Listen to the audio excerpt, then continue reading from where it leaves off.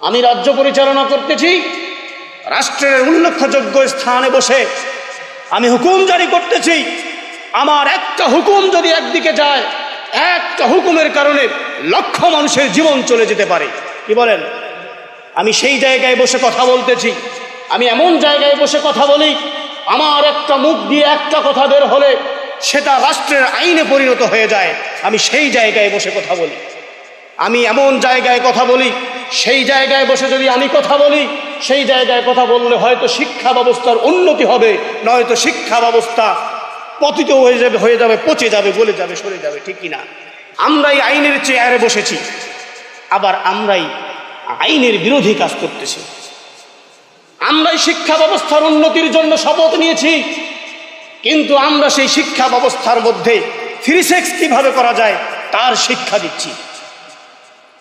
তাদের নিয়ম দিয়ে রাষ্ট্র পরিচালনা করতে গিয়ে তারা মদকে হালাল করে দিয়েছিল। তাদের নিয়ম দিয়ে রাষ্ট্র পরিচালনা করতে গিয়ে তারা সুদকে হালাল করে দিয়েছিল, সুদ ভিত্তিক অর্থনৈতিক ব্যবস্থা চালু করেছিল। তাদের নিয়মে রাষ্ট্র পরিচালনা করতে গিয়ে তারা আল্লাহ বাদ দিয়ে একাধিক ইলাহ তৈরি করে ফেলেছিল। তাদের নিয়ম নীতিতে রাষ্ট্র পরিচালনা করতে গিয়ে তারা পতিতালয় সৃষ্টি করেছিল। তাদের নিয়ম নীতিতে রাষ্ট্র পরিচালনা করতে গিয়ে তারা জেনা ব্যভিচারকে একটি মনের খোরাক হিসাবে তারা জায়েজ করে দিয়েছিল। সম্মানিত হাজিরিন, আজ যদি আমরা পৃথিবীর দিকে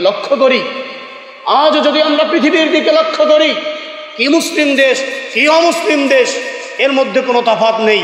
মুসলিম হলেও সেখানে সুদভিত্তিক অর্থনৈতিক ব্যবস্থা, অমুসলিম দেশ হলেও সেখানে সুদভিত্তিক অর্থনৈতিক ব্যবস্থা। বলেন ঠিক কিনা? ঠিক কিনা? কোরআন আল কারীম থেকে মানদণ্ড নিতে হবে।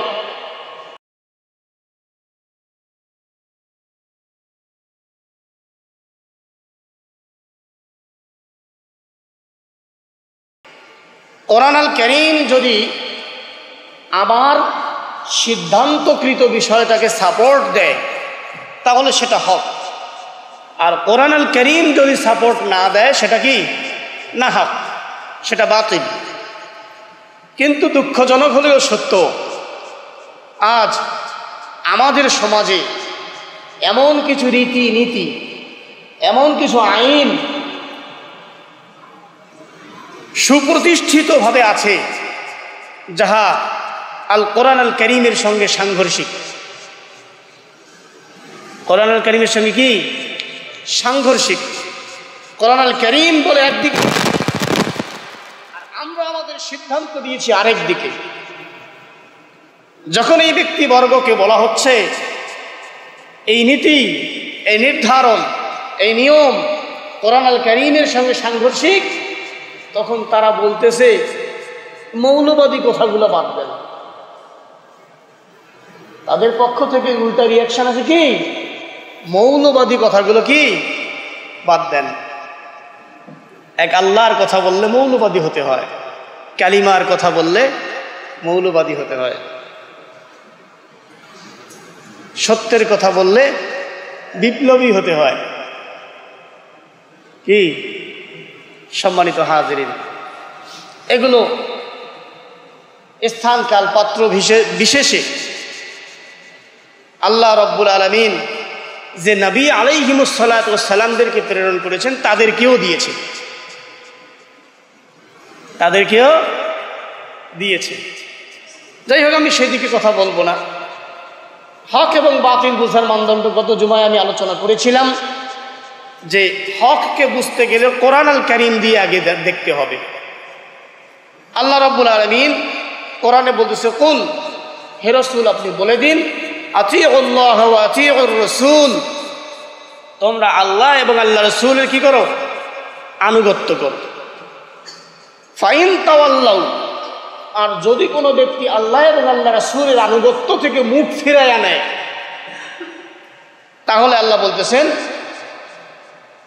মা হুমিলা ওয়া আলাইকুম মা হুমিলতুম, তাহলে যিনি প্রচার করলেন, হে রাসূল তুমি মন খারাপ করিও না, তুমি তোমার প্রচার করার দায়িত্ব, তোমার দায়িত্ব তুমি পালন করেছো, এবং যারা তোমার কথা শ্রবণ করলো তাদেরও দায়িত্ব আছে, তারা তাদের দায়িত্ব পালন করেছে।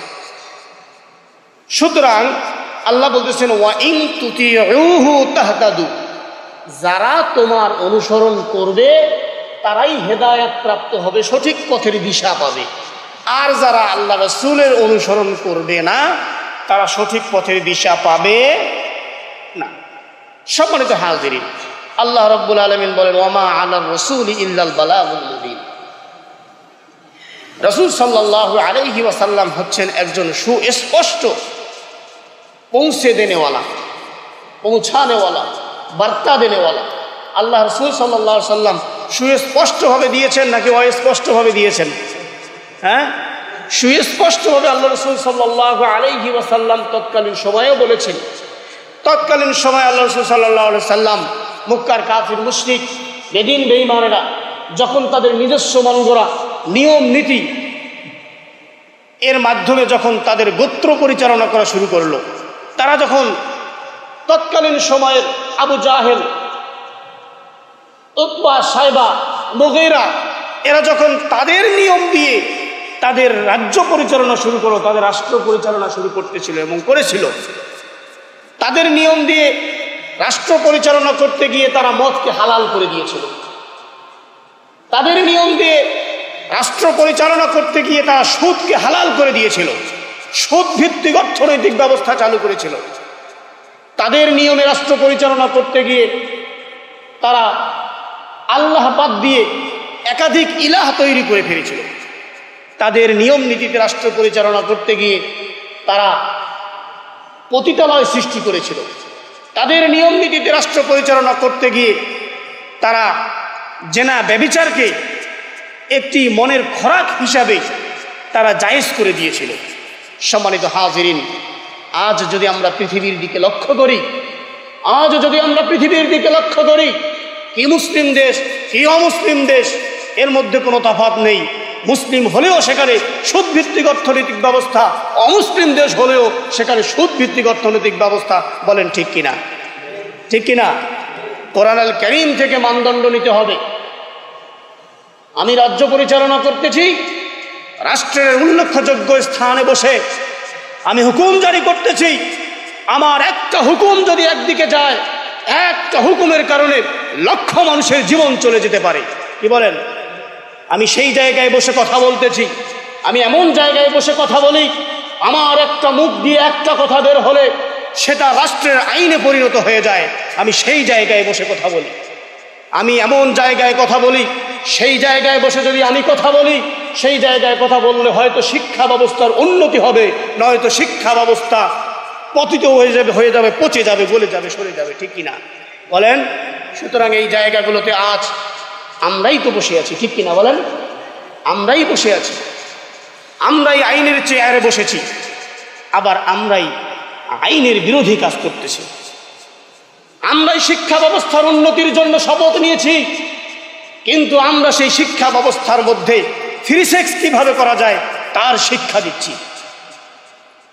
সম্মানিত হাজিরিন, আসি আল্লাহ পাক রব্বুল আলামিনের হাবিব রাসূল করিম সাল্লাল্লাহু আলাইহি ওয়াসাল্লাম মক্কা মুআজ্জামার মধ্যে যখন এরকম করে ইসলামের দাওয়াত দিয়েছিলেন, তখন তাদের সুখে বলে দিয়েছিলেন, ইয়া আইয়ুহান নাস কুলু লা ইলাহা ইল্লাল্লাহ তুফলিহু। হে মানব সম্প্রদায়, তোমরা যদি লা ইলাহা ইল্লাল্লাহ মেনে নাও তাহলে তোমরা সফলকাম হয়ে যাবে। আজ আমরা লা ইলাহা ইল্লাল্লাহ আরবি ভাষায় পড়ি, আমরা এটাকে জিকিরে পরিণত করেছি। ঠিক কিনা বলেন? আজকে আমরা এটা সকাল বিকাল জিকির করি। কে কতবার পড়তে পারি? 100 বার পড়লে এই সওয়াব, 200 বার পড়লে এই সওয়াব, 300 বার পড়লে এই সওয়াব, 1 লক্ষ বার পড়লে এই সওয়াব, এই সওয়াব আর ওই সওয়াব আমরা এখন আজকে আমরা জিকিরে পরিণত করেছি। কিন্তু তৎকালীন সময়ে যখন আমার রাসূল মক্কার মধ্যে যখন বলেছিল, ইয়া আইয়ুহান নাস, এই মানব সম্প্রদায়, লা ইলাহা ইল্লাল্লাহ তুফলিহুন, যখন এই কথাটা বলেছিলেন, তখন আর কেউ বুঝুক আর না বুঝুক, তৎকালীন সময়ে যারা শাসন ক্ষমতায় বসেছিল তারা ঠিকই বুঝে ফেলেছিল। তারা বুঝে ফেলেছিল যে মুহাম্মদ যেই বাণী পৌঁছায় দিচ্ছে, সেই বাণীর মধ্যে আমরা যে আদর্শ নিয়ে রাজ্য পরিচালনা করি, আমরা যে আদর্শ নিয়ে ব্যক্তি জীবন পরিচালনা করি, আমরা যে আদর্শ নিয়ে আমার পরিবার পরিচালনা করি, আমরা যে আদর্শ নিয়ে আমার আয় রোজগার করি, এই আদর্শগুলো একটাও টিকবে না যদি মুহাম্মদের ওই কালিমাটা মেনে নেওয়া যায়। এটা তারা বুঝতে পেরেছিল। তারা কালিমার তাহকিক বুঝেছিল, কালিমার তাফসির পর্যন্ত তারা বুঝেছিল। এই কালিমার শিক্ষা কি, এই কালিমার দৌড় কত দূর পর্যন্ত সেটাও তারা কিন্তু জেনেছিল। আর আমরা কিন্তু বারবার পড়ি, কিন্তু এই কালিমার দৌড় কত দূর পর্যন্ত আমরা কিন্তু বুঝতে পারি নাই।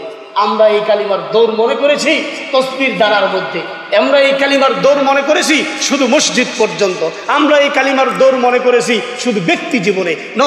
ব্যক্তি জীবন নয়, এই কালিমার দৌড় হচ্ছে আন্তর্জাতিক জীবন পর্যন্ত। এই কালিমার দৌড় কোন পর্যন্ত? আন্তর্জাতিক জীবন পর্যন্ত। বন্ধুবর ভালো করে খেয়াল করবেন, আমরা যারা মুসলমান, আমার রাসূল সাল্লাল্লাহু আলাইহি ওয়াসাল্লাম আমাদেরকে শিক্ষা দিয়েছেন এই দুনিয়ার জীবন মুসলমানদের জীবন শেষ জীবন নয়। অর্থাৎ শুধু মুসলমানই নয়, পৃথিবীর যত মানুষ আছে এই সমস্ত মানুষের জীবন এই দুনিয়ার জীবনই শেষ জীবন নয়, আখিরাতের জীবন আছে। আমার রাসূল সাল্লাল্লাহু আলাইহি ওয়াসাল্লাম আমাদেরকে শিক্ষা দিয়েছেন যে দুনিয়ার জিন্দেগিতে যা কিছু করবে সব কিছুর একদিন হিসাব হবে। শিক্ষা দিয়েছেন কিনা বলেন? দিয়েছেন না? আমরা কালিমায় পড়েছি না? আমরা ইমানে মুজমাল এবং ইমানে মুফাসসাল পড়েছি কিনা? আমরা ইমানে মুফাসসালে পড়েছি আমানতু বিল্লাহি ওয়া মালাইকাতিহি ওয়া কুতুবিহি ওয়া রুসুলিহি ওয়াল ইয়াউমিল আখির পড়েছি কিনা? ওয়াল কদরি খাইরিহি ওয়া শাররিহি মিনাল্লাহি তাআলা ওয়াল বাসি বাদাল মাউত। আমরা আল্লাহকে বলেছি, ও আল্লাহ, আমানতু বিল্লাহ, আমি তোমাকে আল্লাহ হিসেবে স্বীকৃতি দিয়ে দিলাম, আর কোনো আল্লাহ আমি মানি না, একমাত্র তোমাকেই ইলাহ মেনে নিয়েছি, তুমি একমাত্র আমার আল্লাহ, তুমি আমার সুখ দেনেওয়ালা, তুমি আমার দুঃখ দেনেওয়ালা, তুমি আমাকে সুস্থ করেনেওয়ালা, তুমি আমাকে অসুস্থ করেনেওয়ালা, তুমি আমার ইজ্জত দেনেওয়ালা, তুমি আমাকে বেইজ্জত দেনেওয়ালা, তুমি আমাকে খানেওয়ালা, তুমি আমাকে পরানেওয়ালা, তুমি আমার জ্ঞান বৃদ্ধি করেনেওয়ালা, তুমি আমার সংকীর্ণতা দেনেওয়ালা, তুমি সব কিছু করেনেওয়ালা। আমানতু বিল্লাহ বলে যখন স্বীকৃতি দিয়েছি, এরপর আল্লাহকে বলেছি ওয়া মালাইকাতিহি, আর তোমার সমস্ত ফেরেশতাদের প্রতিও বিশ্বাস স্থাপন করলাম, ওয়া কুতুবিহি, ও আল্লাহ আদম থেকে শুরু করে মুহাম্মদ সাল্লাল্লাহু আলাইহি ওয়াসাল্লাম পর্যন্ত যত নবীর উপরে যত কিতাব অবতীর্ণ করেছে রে মাওলা, সমস্ত কিতাবের প্রতি আমরা ঈমান এনেছি। ঠিক কিনা বলেন? নাকি সন্দেহ আছে? নাকি কোনো কিতাব বাদ? কোনো কিতাব বাদ নাকি? হ্যাঁ, সমস্ত কিতাবের প্রতি আমরা কি এনেছি? ঈমান এনেছি। ওয়া রুসুলিহি, শুধু তাই নয়, ও আল্লাহ আদম থেকে শুরু করে মুহাম্মদ সাল্লাল্লাহু আলাইহি সাল্লাম পর্যন্ত যত রসুল প্রেরণ করেছেন সমস্ত রসুলের প্রতি ঈমান এনেছি। ওয়াল ইয়াউমিল আখির, আর মৃত্যুর পরে দিবসের প্রতিও আমরা ঈমান এনেছি, অর্থাৎ কিয়ামতের দিবসের প্রতি ঈমান এনেছি। ওয়াল কদরি খাইরিহি, ভাগ্যের ভালো মন্দের প্রতি বিশ্বাস স্থাপন করেছি। আমার ভাগ্যে ভালো হতে পারে, মন্দ হতে পারে। এখন চিন্তা করবেন যে ভাগ্যে যদি ভালো হয় মন্দ হয় তাহলে এত কিছু করার দরকার কি বলেন? এই চিন্তা মাথায় আসতে পারে তো? আসতে পারে না? কিন্তু না বন্ধু, এরকম চিন্তা করা যাবে না। ভাগ্যের মধ্যে ভালো এবং মন্দ তাকদীর আল্লাহ লিপিবদ্ধ করেছেন, আর বান্দা শুধু কি করবে? চেষ্টা করবে, চালিয়ে যাবে। মিনাল্লাহি তাআলা, সবকিছু আল্লাহর পক্ষ থেকেই হয়। ওয়াল বাসি বাদাল মাউত, মৃত্যুর পর পুনরায় জীবিত হওয়ার প্রতি। আমরা মুসলমান যারা, আমরা বিশ্বাস করি পুনরুত্থানে। কিসে বিশ্বাস করি? পুনরুত্থানে, অর্থাৎ পুনরায় আমাদেরকে উত্থিত করা হবে এবং আমার জীবনের সামগ্রিক কর্মকাণ্ডের হিসেব নেওয়া হবে। আর হিন্দু সম্প্রদায় যারা আছে তারা বিশ্বাস করে পুনর্জন্মে। কিসে বিশ্বাস করে? পুনর্জন্মে বিশ্বাস করে। অর্থাৎ তারা মনে করে দুনিয়াতে যদি এখন আমরা ভালো কাজ করি তাহলে পরবর্তীতে ভালো হয়ে জন্ম নিব, ভালো পরিবারে জন্ম নিব, উচ্চ বংশে জন্ম নিব। হিন্দুদের অনেক শ্রেণীবিন্যাস আছে না নাই? হ্যাঁ, শূদ্র, ক্ষত্রিয়, তারপর হচ্ছে ব্রাহ্মণ, এরকম তারা আছে। তারা এটা মনে করে। আর যদি খারাপ কাজ করে পরবর্তীতে তাদের বিশ্বাস যে এমনও হতে পারে যে তাকে কুকুর করেও মানে পৃথিবীতে আসতে হতে পারে, মানে তাদের এটা বিশ্বাস। কিন্তু না, আল্লাহ সুবহানাহু ওয়া তাআলা দুনিয়াতে যাকে একবার প্রেরণ করবেন আর দ্বিতীয়তে আসার কোনো সুযোগ নেই। সম্মানিত হাজিরিন, আল্লাহ রাব্বুল আলামিনের হাবিব রাসূল করিম সাল্লাল্লাহু আলাইহি ওয়াসাল্লাম যখন এই দাওয়াতগুলো দিচ্ছিলেন তখন তারা বুঝে ফেলেছিলেন যে এই আদর্শ যদি গ্রহণ করি তাহলে আমার নিয়ম নীতি চলবে না। সম্মানিত হাজিরিন, আসি আল্লাহ রাব্বুল আলামিনের হাবিবকে যদি কেউ অনুসরণ না করে তাহলে এরকম কিছু মানুষ আছে না নাই? হ্যাঁ, ওয়াইজিনরা অর্থাৎ নসিহত প্রদানকারীরা নসিহত প্রদান করেই যায়, আর কিছু কিছু শ্রবণকারী আছে ওরা শুধু শ্রবণেই করে কিন্তু আমল করে না। ওরা মনে করে যে হুজুর বলছে আমরা আসি। সম্মানিত হাজিরিন, আল্লাহ সুবহানাহু ওয়া তাআলা হকের মানদণ্ড হিসাবে কোরআনকে নির্ধারণ করলেন। যদি এটা কেউ না মানে তাহলে তার ভালো আমলগুলোও কি হয়ে যাবে? নষ্ট হয়ে যাবে। হকের মানদণ্ড হিসেবে আল্লাহ রাব্বুল আলামিন এর হাবিব রাসূল করিম সাল্লাল্লাহু আলাইহি ওয়াসাল্লাম বলেছেন যে সাহাবা আজমাইনরাও হইতেছে হকের কি মানদণ্ড। সাহাবী কারা? রাসূল সাল্লাল্লাহু আলাইহি ওয়াসাল্লামকে যারা জীবদ্দশায় ঈমানের হালতে দেখেছেন তারাই হইতেছে কি সাহাবী। এই সাহাবী সম্পর্কে আল্লাহ রাব্বুল আলামিন আল্লাহ রসুলকে জানায় দিলেন। আল্লাহ রসুল যখন বললেন যে আমাদের যখন দাওয়াত দিলেন ইসলামের, এই দাওয়াত দেওয়ার পরে অনেক মানুষ তখন ঈমানের পথে আসলেন, অনেক সাহাবা। ইয়াহুদিরা এবং কুরাইশদের মধ্যে তখন তাদেরকে বলা হলো যে অনেক মানুষ তো ঈমানের পথে এসেছে, তাদের মতো তোমরাও ঈমান গ্রহণ করো। তখন ওই সকল ব্যক্তিরা বলল, যারা মুহাম্মদ, যারা তোমার কথায় ঈমান এনেছে ওই সকল তো হচ্ছে বেকুফ। তারা কি বেকুফ? তো আল্লাহ রাব্বুল আলামিন তাদের এই কথাটা রেকর্ড করে দিয়ে আল্লাহ রাসূলকে জানাইয়া দিলেন, ও রাসূল মন খারাপ করার কোনো দরকার নেই, শোনো আল্লাহ তারা কি বলেন। আল্লাহ বলতেছেন, ওয়া ইদা কিলা লাহুম আমিনু কামা আমানান নাস, যখন তাদেরকে বলা হয় যে অন্য মানুষরা যেমন করে ঈমান এনেছে তোমরাও ঠিক তেমন করে কি আনো? ঈমান আনো। তখন ওই সকল ক্ষমতাধর ব্যক্তি, ক্ষমতার একটা গরম আছে না, কি বলেন? হ্যাঁ, ক্ষমতার একটা কিন্তু গরমই আলাদা। একজন ব্যক্তি মনে করেন যে ক্ষমতা নিয়ে আসি নামাজ পড়বে, তার দেখবেন যে নামাজের মুদ মোশান ওটা হিসাবটাই আলাদা। আর একজন ক্ষমতা যার নাই ও নামাজ পড়ে, ওর আবার আলাদা। এরকম হয় না? না হয়? সম্মানিত হাজিরিন, আসি তো ক্ষমতাধর ব্যক্তিদেরকে যখন এই কথাটা বলা হলো তখন তারা বলল যে হ্যাঁ মুহাম্মদ তোমার কথা শুনিয়া আমরা দুনিয়ার সব রং তামাশা ধ্বংস করে দেই। এটা তো বেকুব। যারা তোমার কথা শুনিয়া ঈমান আনলো, ঘর বাড়ি ছাড়লো, পঙ্গু হইল, বিবি বাচ্চা ছাড়লো, সব কিছু ছেড়ে দিয়া তোমার পিছে পিছে ঘুরতেছে, এদের মতো বোকা পৃথিবীতে আর কেউ নেই। এটা কার বক্তব্য বলেন? কার বক্তব্য? এই বক্তব্য কাফির মুশরিকদের বক্তব্য। আল্লাহ তাআলা বললেন, তাদেরকে যখন তুমি এই কথা বলেছো তখন তারা বলেছে যে আনুমিনু কামা আমানাস সুফাহা, আমি কি ওই বোকাদের মতো ঈমান আনবো? যেই বোকা ঈমান আনার কারণে চাকরি চলে গেছে, যেই বোকার ঈমান আনার কারণে তার ঘর বাড়ি ছাড়তে হয়েছে, যেই বোকা ঈমান আনার কারণে এই যে আবু বকর এত বড় ব্যবসায়ী, ঈমান আনার কারণে তার ব্যবসা শেষ হয়ে গেল। এই চিন্তা ভাবনা করে তারা বলল যে তারা যারা ঈমান এনেছে তারা বেকুফ, ওই বোকাদের মতো আমরা ঈমান আনবো না। আল্লাহ তাআলা বললেন, আলা ইন্নাহুম হুমুস সুফাহা, সাবধান সাবধান ও রাসূল, তার কথা শুনে তুমি মন খারাপ করবা না।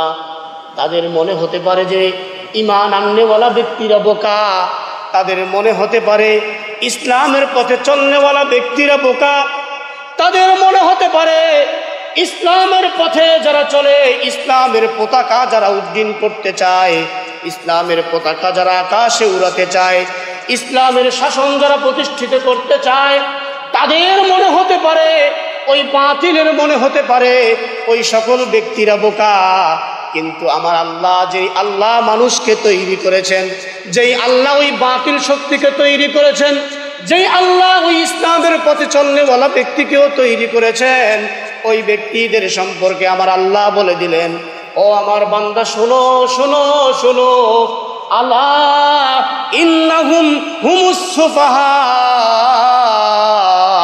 বরং ওই সকল ব্যক্তিরাই বোকা যারা আমার ইমানদার বান্দাদেরকে বোকা বলেছে। এখনো সমাজে এরকম ব্যক্তি আছে না নাই? আছে না নাই? একজন নামাজিকে দেখলে ভেলকি মেরে কথা বলে, আছে না নাই? ইসলামের পথে চলে এরকম ব্যক্তিকেও দেখে ঠাট্টা মস্করা করে, আছে না নাই? ইসলামের অনুশাসন মানার চেষ্টা করে ওই সকল ব্যক্তিদেরকে দেখে বিভিন্ন অপবাদ দেয়, এরকম ব্যক্তি আছে না নাই? বিভিন্ন রকম কথা বলে। আমার আল্লাহ বলতেছে, যারা নামাজিকে দেখে কথা বলো, বেলকি মেরে কথা বলো, যারা ইসলামের পথে চলনেওয়ালাদেরকে দেখে দেখে তোমরা অপবাদ দিয়ে কথা বলো, বিভিন্ন প্রকারের লকব লাগাইয়া দাও, বিভিন্ন প্রকার উপাধি দিয়ে দাও। শোনো, এই আয়াতের তাফসীরের মধ্যে পাওয়া যায় যে সকল ব্যক্তিরা ওই ব্যক্তিদেরকে এই কথাগুলো বলে তারাই ওই সকল ব্যক্তি। আল্লাহ বলতেছেন ওয়ালা কিল্লা ইয়ালামুন, কিন্তু তারা নিজেরা জানে না যে নিজেরাই বোকা। ইসলামী আন্দোলনের কর্মীদেরকে তুমি বোকা বলবা, মনে করবে যে ইসলামী আন্দোলনের কর্মী বোকা। না না, ইসলামী আন্দোলনের কর্মীটা বোকা নয়। ইসলামকে সুপ্রতিষ্ঠিত করতে গিয়ে হাজারো মানুষ এই দুনিয়ার জমিনে তাদের সন্তান হারিয়ে ফেলেছে, হাজারো মানুষ এই দুনিয়ার জমিনে তার ব্যবসা হারিয়ে ফেলেছে, হাজারো মানুষ এই দুনিয়ার জমিনে নিজের বুকের তাজা রক্ত ঢেলে দিয়েছে, হাজারো মানুষ তার চাকরি হারিয়ে ফেলেছে, হাজারো মানুষ পঙ্গু হয়ে গিয়েছে, হাজারো মানুষ অন্ধ হয়ে গিয়েছে, হাজারো মানুষগুলোর মস্তিষ্ককে বিকৃত করে দেওয়া হয়েছে, হাজারো মানুষকে দিকে লক্ষ্য করলে দেখা যাবে তাদেরকে নির্যাতনের নামে জেলখানায় বন্দি করে রেখে তাদের পৌরুষত্বকেও নষ্ট করে দেওয়া হয়েছে। বন্ধুগণ, মনে করবে যে এরকম মানুষ এত বোকা হয় নাকি, নিজের খাইয়া দাইয়া এই পথে চলিয়া এত কিছু আরামায়েশ নষ্ট করে দেয়। আল্লাহ বলতেছেন, আলা সাবধান হয়ে যাও, ইন্নাহুম হুমুস সুফাহা, তারা বোকা নয় বরং তোমরাই বোকা। ওয়ালাকিন লা ইয়ালামুন, কিন্তু তোমরা এই সম্পর্কে মোটেও অবগত নও। যারা আল্লাহর জন্য নিজের জীবন পরিচালনা করে তাদের কোনো দুঃখ আছে নাকি? হ্যাঁ, তাদের কোনো ভয় আছে? সম্মানিত হাজিরিন, সাহাবায়ে কেরামরা হকের মানদণ্ড এই সম্পর্কে যখন তাদেরকে কথা বলা হলো, আল্লাহ রাসূল সাল্লাল্লাহু আলাইহি ওয়াসাল্লামের একজন জবরদস্ত সাহাবী ছিল, যার নাম ছিল হযরতে ইবরাস ইবনে সাবিয়া রাদিয়াল্লাহু তাআলা আনহু। তিনি হালকা অসুস্থ ছিলেন।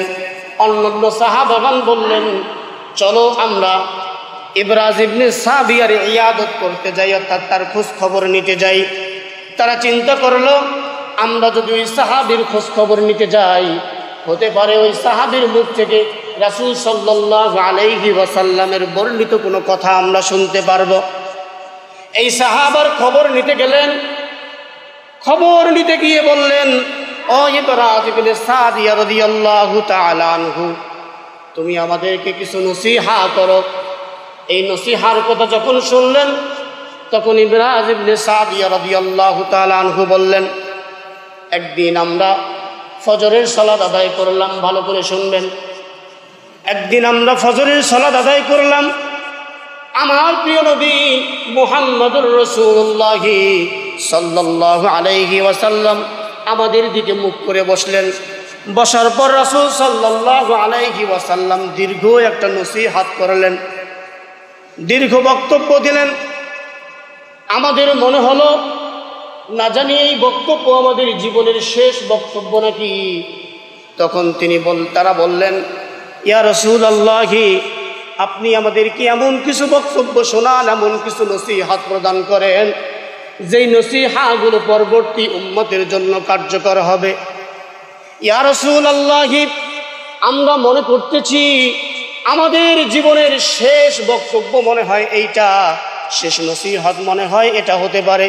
ইয়া রাসূলুল্লাহ, আপনি আমাদেরকে সঠিকভাবে একটু দিক নির্দেশনা দেন। আল্লাহ রাসূল সাল্লাল্লাহু আলাইহি ওয়াসাল্লাম বক্তব্যের শেষ পর্যায়ে এসে বললেন, মাইয়াইশ মিনকুম বাদি, মাইয়াইশ মিনকুম বাদি ফাসিরুন। আল্লাহ রসুলকে বললেন, আল্লাহ রসুল বললেন, ও সাহাবারা শোনো, তোমাদের পরবর্তীতে যখন দুনিয়া পরিচালিত হবে তখন দেখতে পারবে আমার উম্মতের মধ্যে বিভিন্ন দল এবং উপদলে বিভক্ত হয়ে যাবে, অনেক দল হয়ে যাবে। বলেন এখন দল একটা না বেশি? হ্যাঁ, একটা না বেশি? হিসাব নেই। ইসলামের পক্ষের দলেরও হিসাব নাই, ইসলামের বিপক্ষের দলেরও হিসাব নাই। আবার কিছু কিছু দল আছে ইসলামের বিপক্ষে কাজ করিয়াও নিজেকে ইসলাম ইসলাম বলিয়া চিল্লানি দেয়, আছে না? সম্মানিত হাজিরিন, সাহাবা আজমাইনদের এই কথা শুনে আবার রাসূল সাল্লাল্লাহু আলাইহি ওয়াসাল্লাম যখন এই কথা বললেন, সাহাবারা কথা বললেন, ইয়া রাসূলুল্লাহ, তাহলে উপায় কি হবে? প্রত্যেকটা দল তো তাদের নিজের দিকে মানুষদেরকে আহ্বান করবে, করবে না না করবে? প্রত্যেকটা দল নিজের দিকে আহ্বান করবে, বলবে যে আমি ভালো, আমি ভালো, কিন্তু ভালো কে হবে? ইয়া রাসূলুল্লাহ, আপনি একটু আমাদেরকে বলে দেন।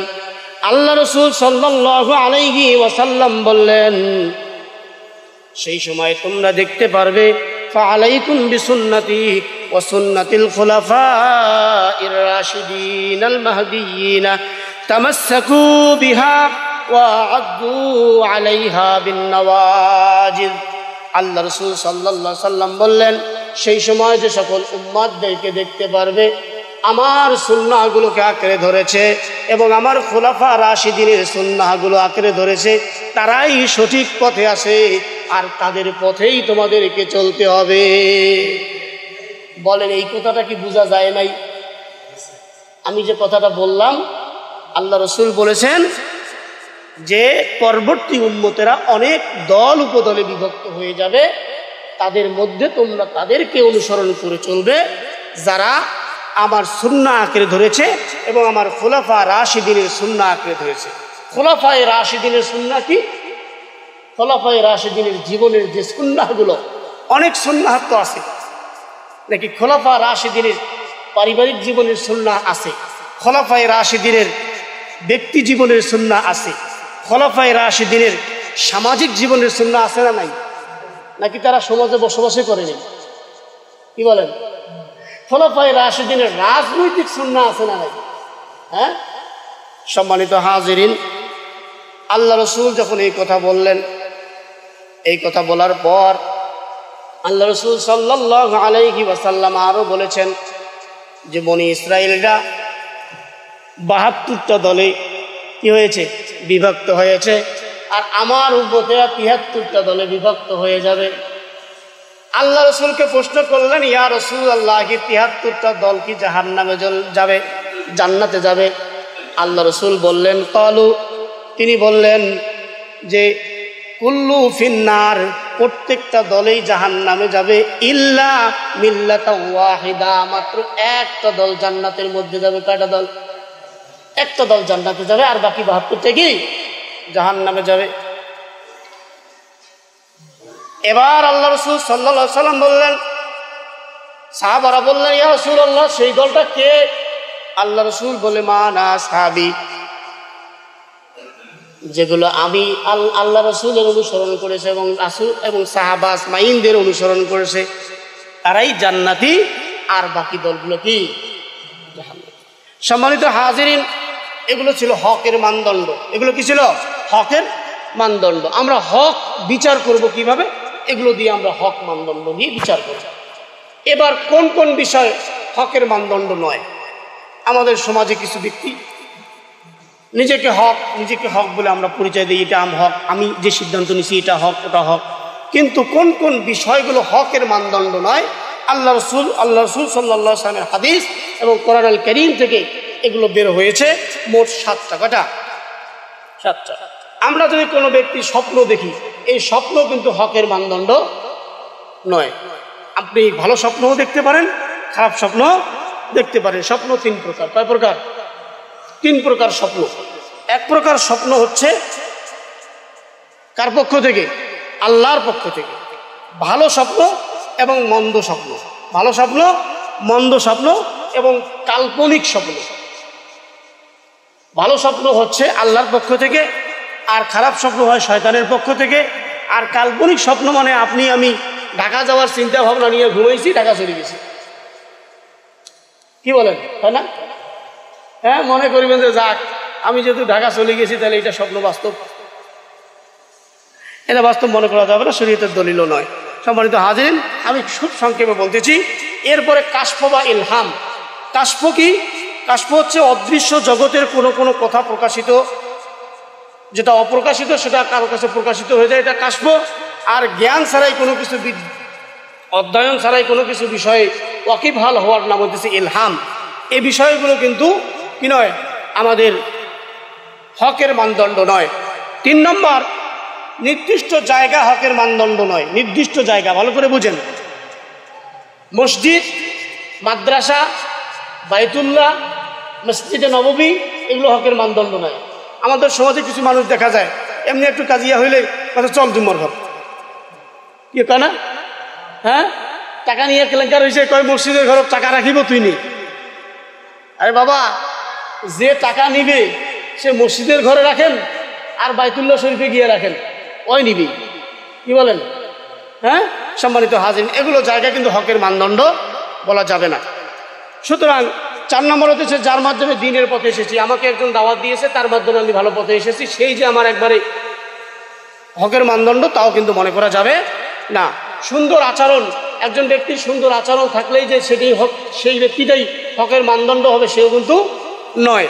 এরপর হচ্ছে কোনো বিশেষ বংশ, অমুক বংশ, তার অমুক বংশ বড় ছিলেন, অমুক বংশ বড় ছিলেন, অমুক বংশ বড় ছিলেন, বা এই ছিলেন, আলিম ছিলেন, উলামা ছিলেন, পীর ছিলেন, মাশায়েখ ছিলেন, তাই বলে যে ওই বংশের সবাই হকের মানদণ্ড, তা কিন্তু নয়। এরপরে হইতেছে 7 নম্বর, সাধারণ জনতার ঢল। এখন মনে করবেন যে বিদআতের দিকে, কুফরের দিকে, শিরকের দিকে সাধারণ জনতার যদি ঢল নামে, তাইলে তো মনে করবেন যে অনেক মানুষ তো ওই দিকে যাচ্ছে, তাহলে ওটাই মনে হয় কি হক। যেমন ফরিদপুর, হ্যাঁ কি, এটা আটদশী, এগুলো হকের মানদণ্ড নয়।